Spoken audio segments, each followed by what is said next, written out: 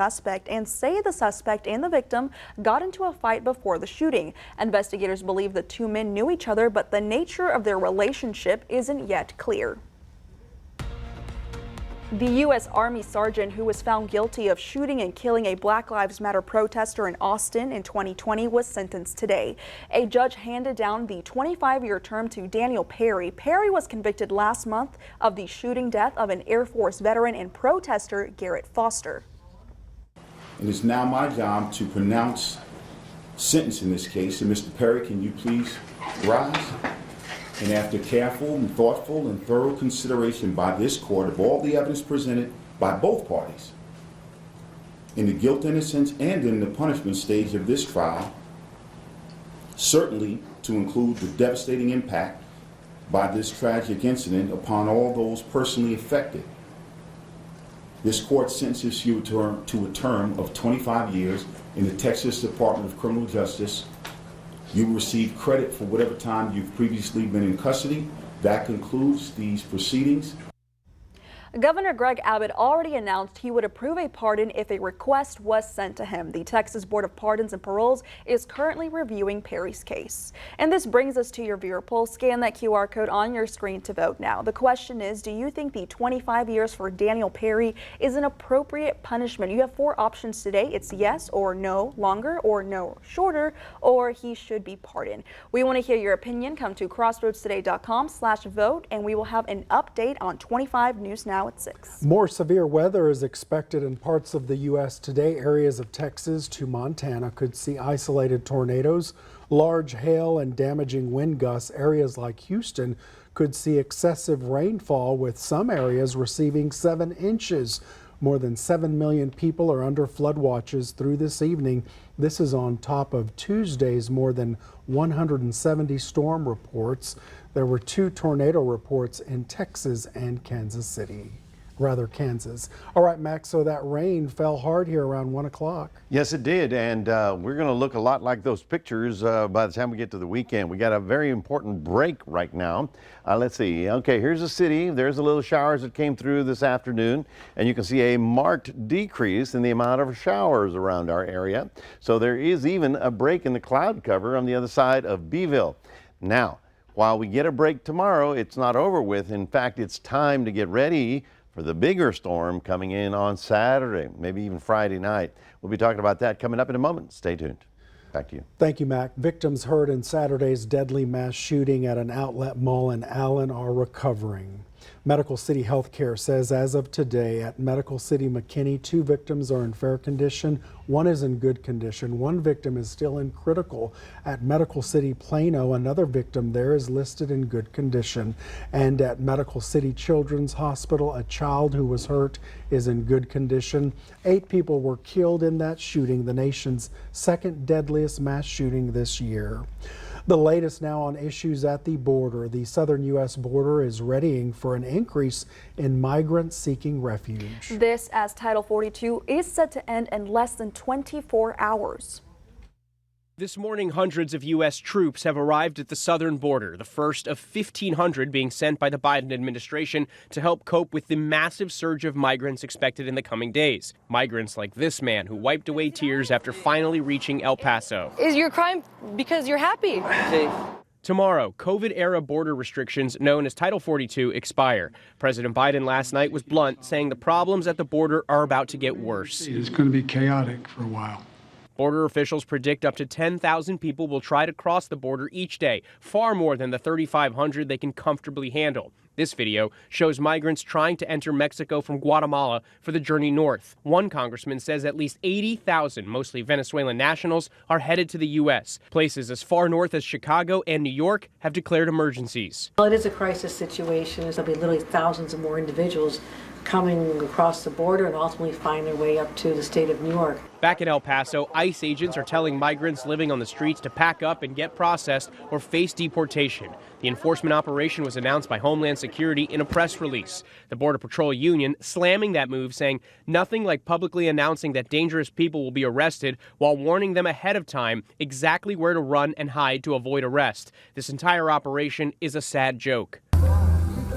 While many focus on the impact the surge will have on federal resources, others are sympathetic to those looking for a better life. This gas station owner in Brownsville, Texas, is giving migrants a chance to earn money washing cars. It's really sad. They leave their family behind, they have no money, they're hungry, and they're asking for a job just to get something just to eat. To deal with the surge, the White House has just announced new asylum rules. They limit asylum eligibility for non-Mexican migrants who cross the border without approval. Migrants will also be required to enroll in a limited parole program. Andrew Dimbert, ABC News, New York. As you saw right now, United States agents are urging migrants to turn themselves into immigration authorities. They're bracing for a surge of migrants following the expiration of Title 42 tomorrow night. And El Paso federal agents approached those living on sidewalks outside a church to ask them to visit a U.S. Customs and Border Enforcement Center for processing. Hundreds of migrants have already turned themselves into immigration authorities on Tuesday. House Oversight Chairman James Comer has released new details he says support allegations of the Biden family's questionable business dealings. He claims they have received millions of dollars in payments from foreign entities in China and Romania. In a memo, the committee obtained new bank records, including payments made to companies tied to Hunter Biden. Comer suggests President Biden was improperly influenced by the dealings. Be clear. This committee is investigating President Biden and his family's shady business deals that capitalize on Joe Biden's public office and risked our country's national security. The president, when confronted with this information, said it wasn't true. Instead of being honest with the American people, President Biden has claimed since the 2020 election that his family has not received money from China. That was a lie in 2020. And he continues to lie to the American people now. The Bidens have received millions of dollars from China. It is inconceivable that the president did not know it. This latest report does not show any payments made directly to President Biden, either as president or vice president or after leaving office. The bank records by themselves don't indicate the purpose of the payments. Here's some of the top headlines you can read in the Port Lavaca Wave this week. In Port Lavaca, Daniel Aguirre won Port Lavaca City Council District 1 seat, and Justin Weaver won Calhoun Port Authority Board. Law enforcement made 24 weekly arrests in May, plus an agreement on a long-term harbor lease was approved during Seadrib's City Council meeting. You can read these stories and more at theportlavacawave.com. Straight ahead on 25 News Now at 5, the Justice Department has unsealed the charges against GOP Rep. George Santos. Also ahead, multiple rockets were launched into Israel, forcing residents to find shelter.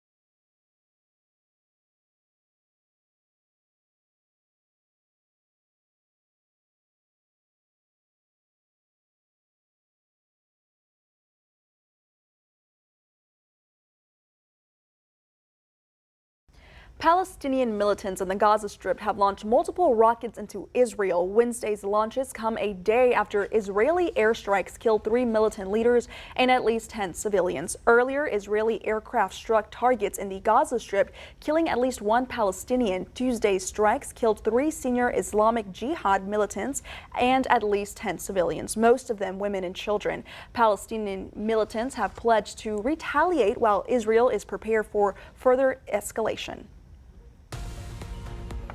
The DOJ unsealed the indictment against freshman Congressman George Santos today. He was taken into custody and made an appearance in a federal court in Long Island, New York. The GOP lawmaker faces 13 criminal charges, including fraud, money laundering, theft of public funds, and false statements. House Speaker Kevin McCarthy said he would wait before calling on Santos to resign. He should have resigned a long time ago. He's an embarrassment to our party. He's an embarrassment to the United States Congress. Apparently the wheels of justice, they do grind slow, but they grind fine as well. And he will get his day in court. But clearly his misrepresentations have so embarrassed him and our nation that he really should not be in Congress. Should the Speaker call on him to resign? I think he ought to resign on his own.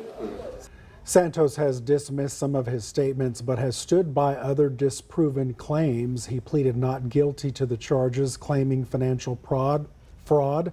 He was released on a $50,000 bond after that arraignment. While it's the second most common cancer among women in the U.S., early detection of breast cancer does save lives. There's a new proposal pushing for women to receive mammograms at a younger age. To reduce risk of dying from breast cancer, the U.S. Preventive Services Task Force has proposed that all women at average risk of the disease should be screened every other year starting at age 40. They recognized that there's an increased incidence of breast cancer in this age group for women in their 40s, but also that screening is very effective. A group of independent medical experts makes up the task force and helps guide doctors' decisions and influences insurance plans. This latest proposal would update their 2016 guidance, which said women should get mammograms every other year starting at age 50, but that the decision for a woman to screen in her 40s was an individual one. Definitely, it's a move in the right direction, but it's not exactly right. Dr. Sarah Friedewald, chief of breast imaging at Northwestern Memorial Hospital, says screening every year, not every 2 years, as this new proposal recommends, would save the most lives. If you increase that interval between screening, you just allow the cancers to grow to a potentially larger phase, and it potentially could be less treatable. The draft recommendation comes a few weeks after a study in the journal JAMA Network Open found that the rate of breast cancer deaths among women in their 40s was 27 per 100,000 people for Black women, compared with 15 deaths per 100,000 in white women. The updates would not apply to those at an increased risk of breast cancer who may already have been encouraged to screen at 40 or earlier. For Health Minute, I'm Mandy Gaither. Searchers have found the personal items of 2 mountain climbers missing in Alaska's National Park and Preserve. There's still no sign of the 30-year-old climbers. The 2 hikers weren't seen since Friday. The National Park Service says some of their equipment, including 2 ice axes and a climbing helmet, were found. They also found their vacant tent site with ski and boot tracks leading to a small avalanche. Rangers believe the 2 climbers likely fell while climbing. The search will resume when the weather allows it. Here are some of the top headlines you can read in the Quero Record this week. Incumbent candidates Emil Garza and Bill Mathis retained their city council seats following the May 6 election. DeWitt County could see county taxable values increase, and journalist Coy Slavic brings 34 years of experience to the Quero Record as its new publisher. Read these stories and more at dewittcountytoday.com. Maclovio? Thank you very much. Good afternoon, everyone. There's our QR code. We want you to scan that and put it on your phone, and we can let you know what it's going to be like this weekend. Well, a definite break in the activity. There we are. There's a city. You can see how the showers have ended. There's even clearing skies out there towards Karnes County. But it's not over with just yet. We get a break tomorrow, and then more stuff coming in for the weekend. We'll have a complete outlook for that coming up in just a moment. Stay tuned.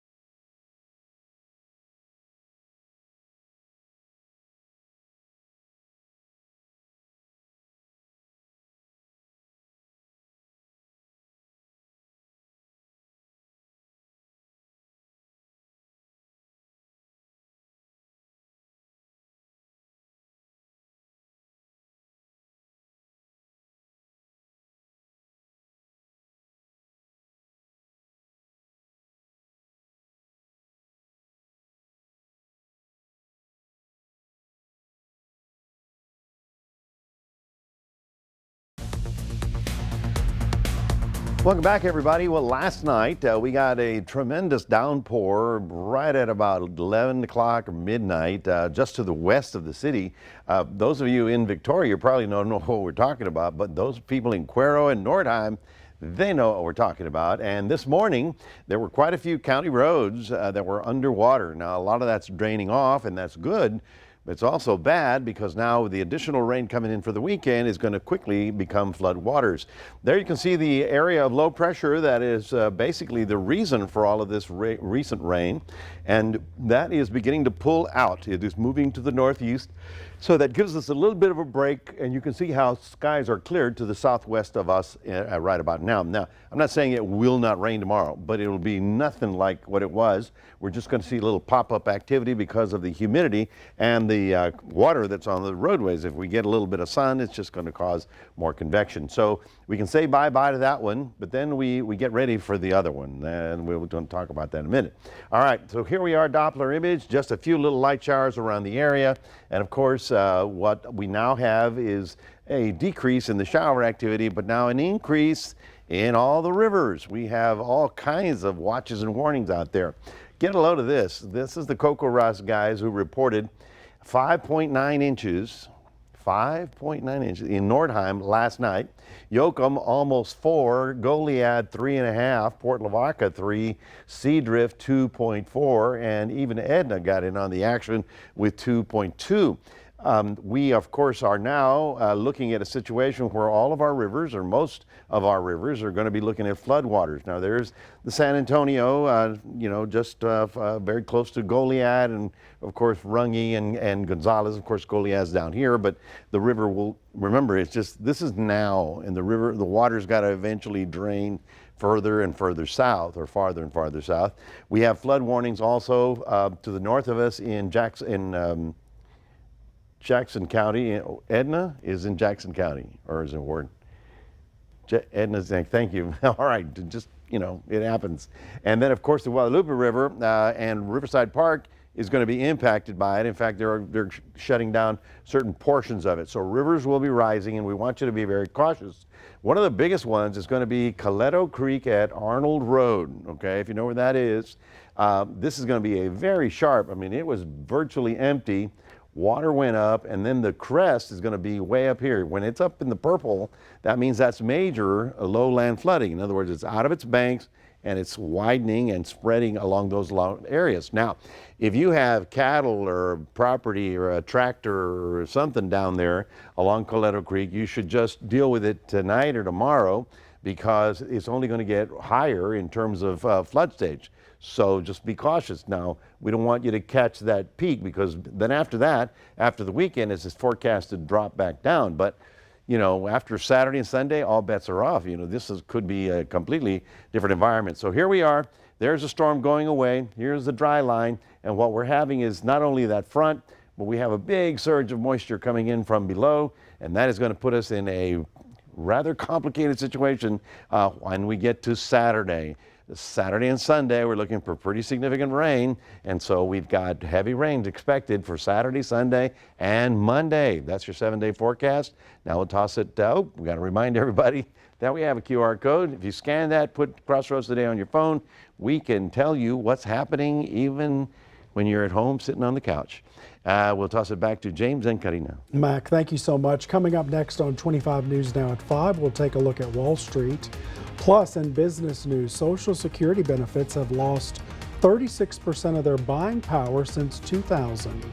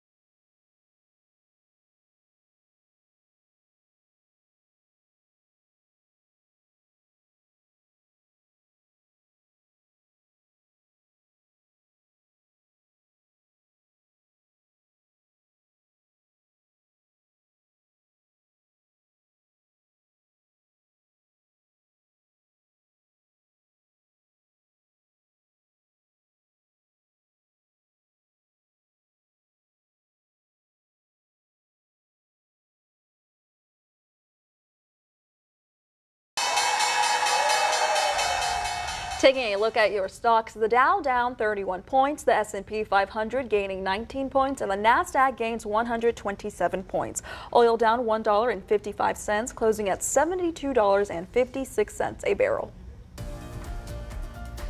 Social Security benefits buying power have dropped 36% since the year 2000. This means seniors would need $517 more a month for their benefits to go as far as they did 23 years ago. Social Security provides annual cost of living increases, but it hasn't kept up with inflation.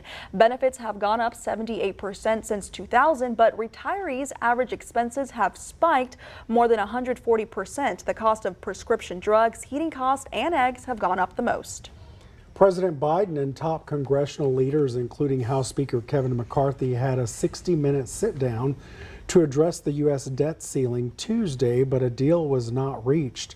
House Republicans are pushing for their already passed Limit, Save, Grow plan. It raises the ceiling to $1.5 trillion, but cuts some domestic programs. Treasury Secretary Janet Yellen warns if an agreement is not reached, the U.S. could run out of money as soon as June 1st. The country could face an economic collapse and the loss of millions of jobs. All right, stay with us. We'll take one last look at your forecast when we come back. Plus, grocery racers in Iowa compete for the chance to win tickets to a race car event.